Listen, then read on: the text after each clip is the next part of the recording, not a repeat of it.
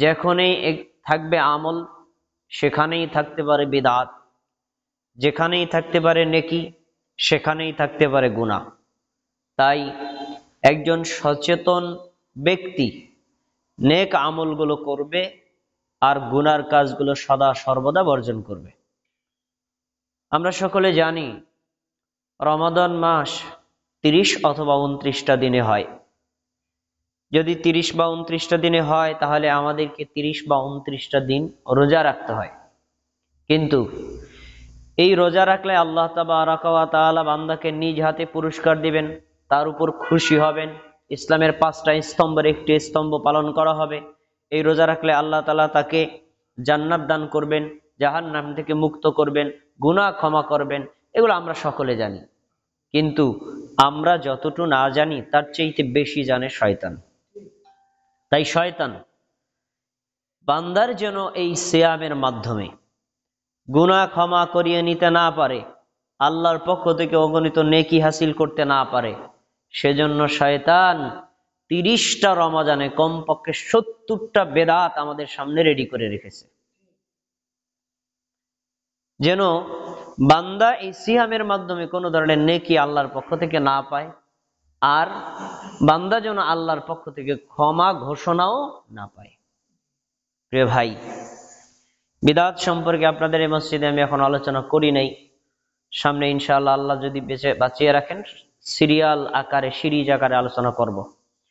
আজকে আমরা যে বিষয়টি নিয়ে আলোচনা করতে চাই, রমাদান মাসে প্রচলিত বিদআত বনাম সুন্নাত।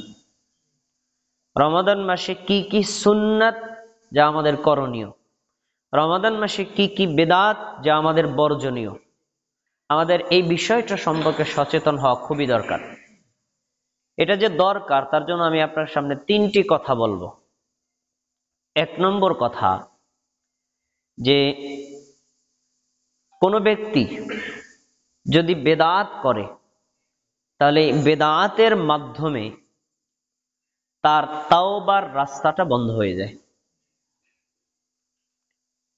কেউ যদি চুরি করে, ডাকাতি করে, অন্যায় করে, মানুষ খুন করে, সে নিজেই জানে এটা অপরাধ, এজন্য চোর গোপনে করে, মানুষ যেন না দেখে। তো মানুষ যেন না দেখে মিনিংটা কি? এটা সে নিজেকে অপরাধ মনে করে। যেই লোকটা অপরাধ মনে করে অপরাধ করে, তার থেকে আজ অথবা কাল তাওবার প্রত্যাশা করা যায়। সে যখন বুঝবে আমি পুরো অসুস্থ, মারা যাচ্ছি, তখন সে তাওবা করে, আল্লাহ আমি এই অন্যায়টা করছিলাম, ক্ষমা করে দিয়েন। কিন্তু বেদাত যে করে সে এখানে কখনো অন্যায় মনে করে করে না, এজন্য কোনোদিন সে তাওবাও করে না। প্রিয় ভাই, এজন্য বান্দা যত ধরনের গুনাহ করে, এই গুনার মধ্যে এই বেদাতের গুনায় সবচেয়ে শয়তান বেশি খুশি হয়। কারণ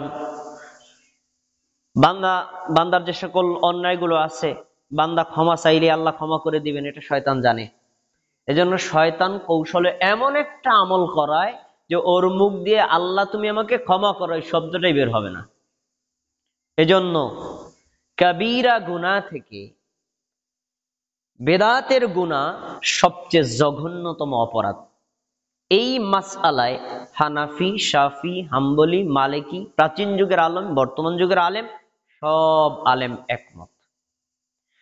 এই যে একজন লোক যদি চুরি করে এটা অপরাধ, কিন্তু চুরি করার চাইতে বেদাত করা জঘন্যতম অপরাধ।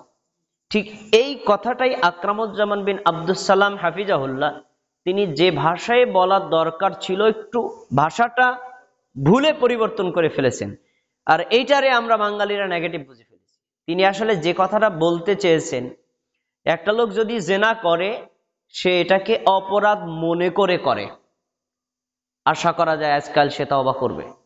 আর একটা লোক যদি বিদআত করে সে কখনো তাওবা করবে না।